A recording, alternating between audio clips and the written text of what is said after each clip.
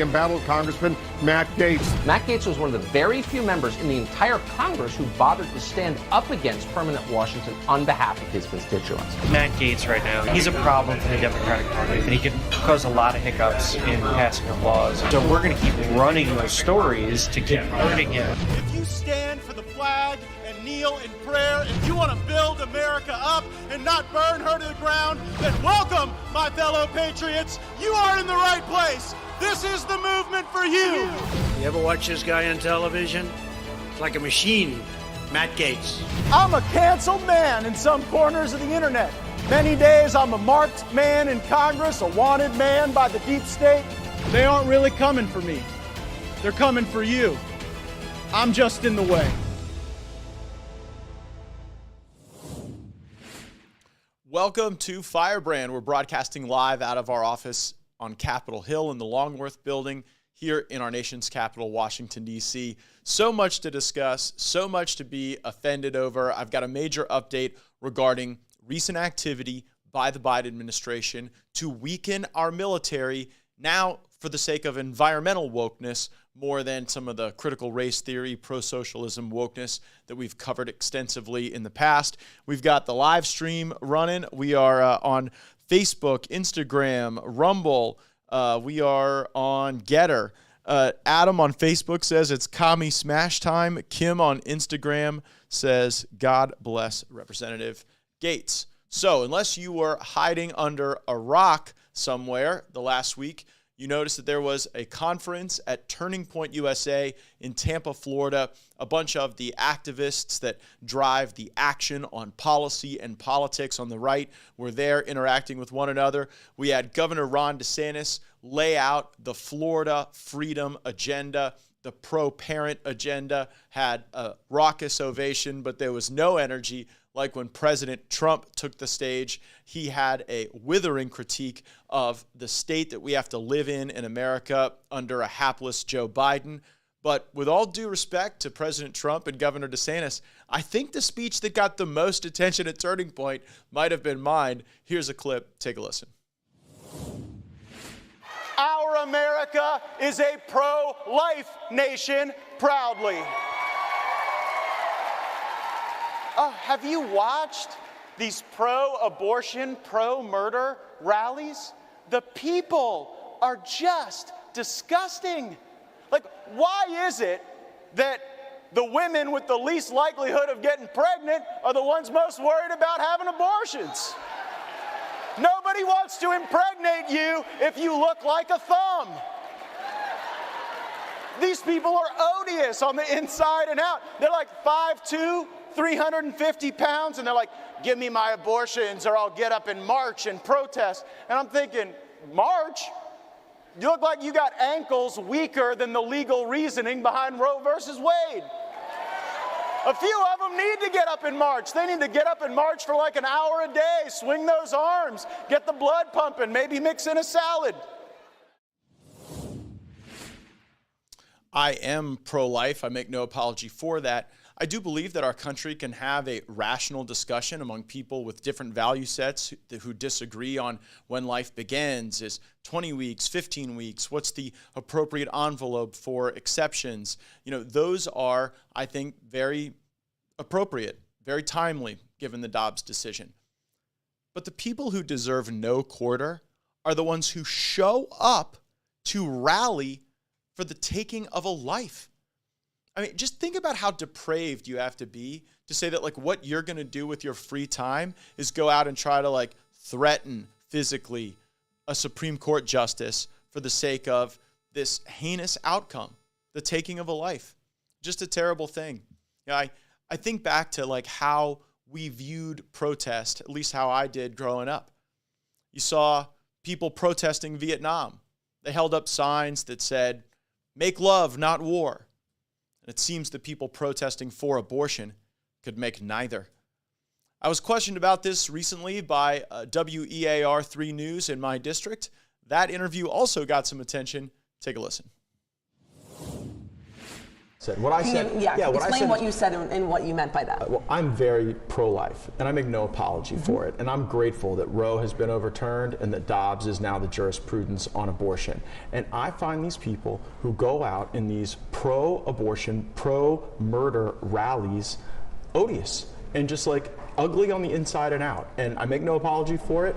I don't believe that every person who disagrees with my perspective on life is an ugly person, but the ones that are out there protesting and marching outside Justice Kavanaugh's home, trying to threaten the court, trying to impose a night of rage on our nation's capital, which is what they advertised, it's just pure ugliness. And I see that ugliness on the inside, I see it on the outside. You know, even in the horrible circumstance where an abortion may happen, it is nothing to celebrate and it is nothing to cheer. Mm-hmm. Is it safe to say that based off of your comments, you're suggesting that these women at these abortion rallies are ugly and overweight? Yes.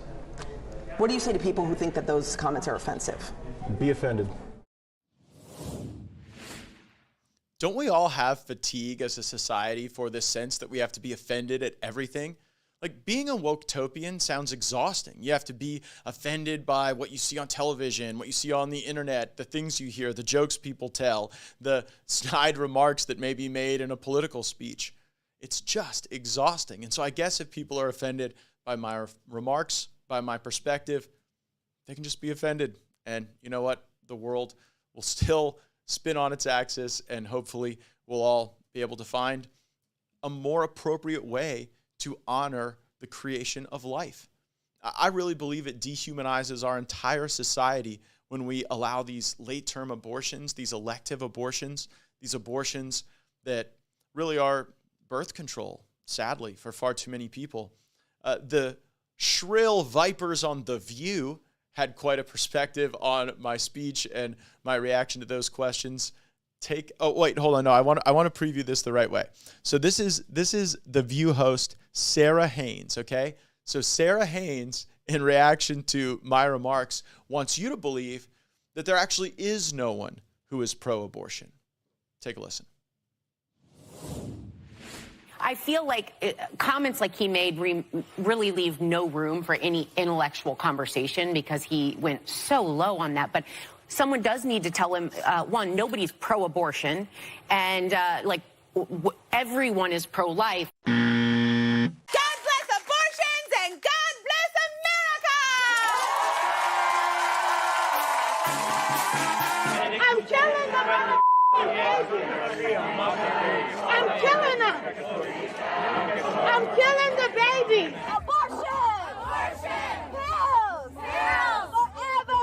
Forever! Without this basic right, women can't be free. Abortion on demand and without apology. Ladies, if you get pregnant, run on down to the abortion clinic and have that little bastard suck like that.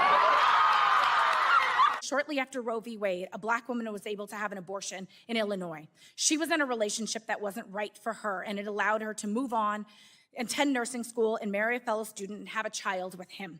As my mother, that child was me. And as my mother told me, Renee, I chose you. I owe my life to an abortion. He needs to realize most people that are pro-choice are not fighting for themselves.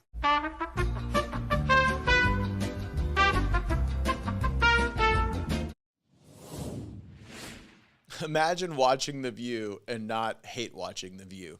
It's really quite something. But as we make progress on embracing our humanity, on advancing the cause of life, being a pro-life nation, there's an area where we continue to see our country eroded, disrespected, and violated, and that is still on the southern border. So I have an important report, and this comes as the daily drumbeat from Republican Conference Chairwoman Elise Stefanik.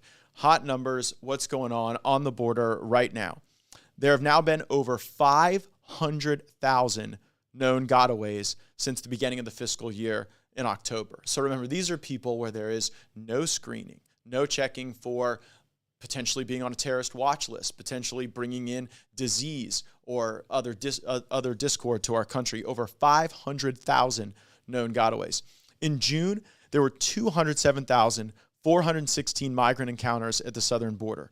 June was the fourth consecutive month of over 200,000 encounters. I mean, we had a border that was overrun if in the course of a month you had 60,000 encounters. I mean, now you're talking about 200,000 a month for the fourth straight month. It's a 527% increase in apprehension compared to the last June of President Trump's administration. So just during that period of time, you are seeing it by a multiple of more than 5 of these encounters. Human smuggling is now a $13 billion business for the criminal cartels, supported by Joe Biden and open border policies. Since Joe Biden took office, over 3.1 million illegal immigrants have been apprehended at the southern border. In June, an additional 6 illegal immigrants at the southern border were on the terrorist watch list. So just for fiscal year 2022, 56 apprehensions where the person is on the terrorist watch list.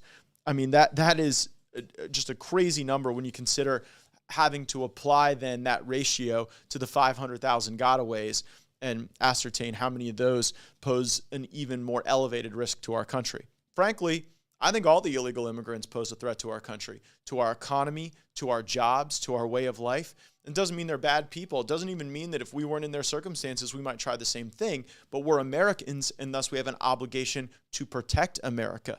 It means more than finishing the wall. It means ensuring that we deport people who are not in our country legally.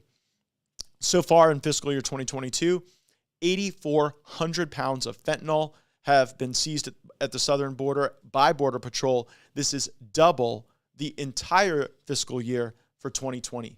So there's going to be a lot more death. There are going to be a lot more funerals. There's, just a wave of fentanyl coming into the country. And I talked to local law enforcement. A lot of places, they say you can literally tell when the cartels are doing the drop-offs because they see it in the OD clinics. They see it in the ERs. They see it in our morgues, unfortunately. So we can stop this. They are not securing the border on purpose, and people and harm is coming in as a consequence. Another way the Biden administration is harming our country is by harming our military. And we've covered a great deal how this, white supremacy snipe hunt that the Biden administration seems to be on with our military is driving people out. We've covered extensively how the vaccine mandate has driven people out. The No Vax, No Service episode with Nick Cupper, certainly one of our best, and that will delve into a lot of the very practical challenges that our service members continue to have with this vaccine mandate. But now, our military is being sacrificed on the altar of environmental wokeness. Joe Biden is offering our nation's military essentially as a form of payment to the progressive wing of the Democratic Party. In his latest prostration to the progressives, President Biden has directed the development of wind energy leasing in the waters of Florida's Gulf Coast. Now, why is this important? Florida's Gulf Coast is home to the critically important Eastern Gulf Test and Training Range. This is critical to our military readiness, national security, and Florida's contribution to the fight. What's even more worrisome is that Joe Biden's actions here to harm our military in the Gulf of Mexico and Florida and to sacrifice logic and reason on the altar of wokeness may be intentional for a few key reasons. So the Eastern Gulf Test and Training Range is a military training range unlike any other in the world. It's a place where stuff happens that literally doesn't happen anywhere else. In May of 2018, the Secretary of Defense submitted a report to the House Armed Services Committee acknowledging the importance and the uniqueness of Florida's Gulf Coast, calling it an irreplaceable national asset. Moreover, at that time, DoD concluded, quote, "No other area in the world provides the U.S. military with a surrogate environment for military operations in the Indo-Pacific theater."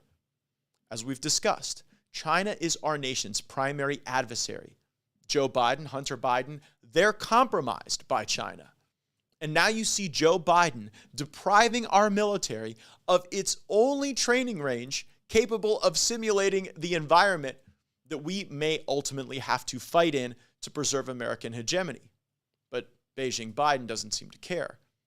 While Biden aids and abets China and the Chinese Communist Party, he seems intent on dismantling and destroying Florida's cherished military mission. The 96th Test Wing at Eglin Air Force Base oversees the expenditure of thousands of bombs and missiles annually on the range. The range is becoming a hub of activity the range is becoming a hub of activity for supersonic and hypersonic weapons testing. Now, this is a critical capability, and we've fallen behind China in this area. Russia, in fact, is already deploying these weapon systems, using them in battle. The United States Special Operations Command runs its largest joint special operations exercise, Emerald Warrior, on this very range. The range supports training for the Naval Surface Warfare Center in Panama City. That's tied to the mission at Tyndall Air Force Base. Naval Air Station Key West also could be affected. They need the Gulf preserved for our military, not as a wind farm. The preservation of this range space for testing and training is clearly in the interests of all Floridians. Experimental hypersonic missiles should not be flying over oil rigs, and I don't think that special operators should be parachuting into windmill farms. I can't even believe I have to say that out loud. Why would Joe Biden deliberately diminish our nation's military readiness and destroy Florida's military mission? I think there are a few motives that are on display. First, Joe Biden's strings are being pulled by the progressives, the very same progressives who naively push the so-called Green New Deal no matter the cost to our country or to our economy or to our security. For decades, Congress and the executive branch have worked together to protect the Gulf of Mexico range from new oil and gas drilling in the name of military readiness. This is a policy I continue to support every day. It's a policy that President Trump supported when he issued an executive order banning drilling off of Florida's coast. A big reason for that was this critical, sensitive, nowhere else in the world military mission. However, when oil rigs turn into windmills, it serves the progressive climate agenda. And the true nature of the Democrats' intentions becomes clear. They never cared about military readiness or our national security. They just didn't want to drill for oil. These are the same people who want to radically reduce your defense budget. Keep that in mind. There's another potential motive here. The progressive Democrats who control Joe Biden are running a campaign right now to siphon military mission and military capability and the revenue and economic development that comes with that away from red states and to blue states. Biden-appointed bureaucrats in the Department of Defense are crafting policies which will allow service members to leave red states or not take orders to red states if they disagree with their laws. They want to create this new, fighting woke-topian, funneling the power and money that they can to them and away from bases in Florida, South Carolina, Mississippi, Louisiana, Oklahoma.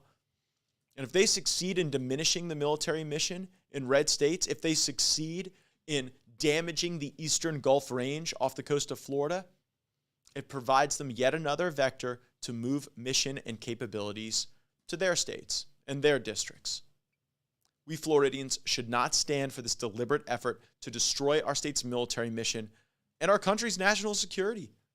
I assure you that we will not stop fighting on this issue. In letters I've sent to Secretary of Defense Lloyd Austin and Secretary of the Air Force Frank Kendall, I asked them to provide me their plan to preserve and protect this national gem from the intrusion of the progressives and the Green New Dealers who are intent on destroying our capabilities. I am fighting to protect this range and Florida's military mission through legislation as well. All proud Floridians need to write their elected officials and demand that we protect our treasured military mission and that we not look out at a wind farm instead. If we fail, we'll be less safe as a nation, and our military mission and our communities that support that mission could become endangered. Now, Tucker Carlson had a recent speech where he addressed some of the fallacies of wind as a great panacea for the environment. Take a listen to Tucker in Des Moines, Iowa. They're able to think of these schemes that, in fact, destroy the environment. And by the environment, I mean the land, because they don't care about beauty. What's beautiful? Is a wind turbine beautiful? No, actually. Rivers are beautiful. Gardenias are beautiful. Springer Spaniel faces are beautiful. Children are beautiful. The sky is beautiful. These are not things that people made. These are things that God made.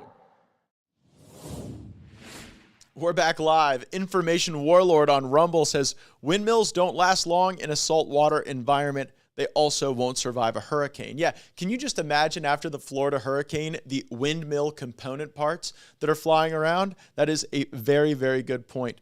Let's see. Gilbert Barb says, late to the party, but Matt, you are the man. And Clyde says, I'm still chuckled about be offended. Matt's wit is quick and sharp, LOL. Well, I think it is insane to trade our military mission for this wind mission. And we don't want our paratroopers jumping into wind turbines. We don't want the migratory birds that need Florida as an ecosystem and habitat to be flown into like the bird wood chipper of wind turbines. And I think that the mix we have of protecting our environment wisely, having good resilience where we need to against flooding, and then supporting our military mission has led to the prosperity in Florida that is making Florida America's destination. And we should not screw that up for Joe Biden and the Green New Dealers. Thanks, everyone, so much for watching. Make sure you leave us a 5-star rating. Leave us a review. Let us know what you want to give you an update on the show. And we look forward to giving you another update later in the week. Roll the credits.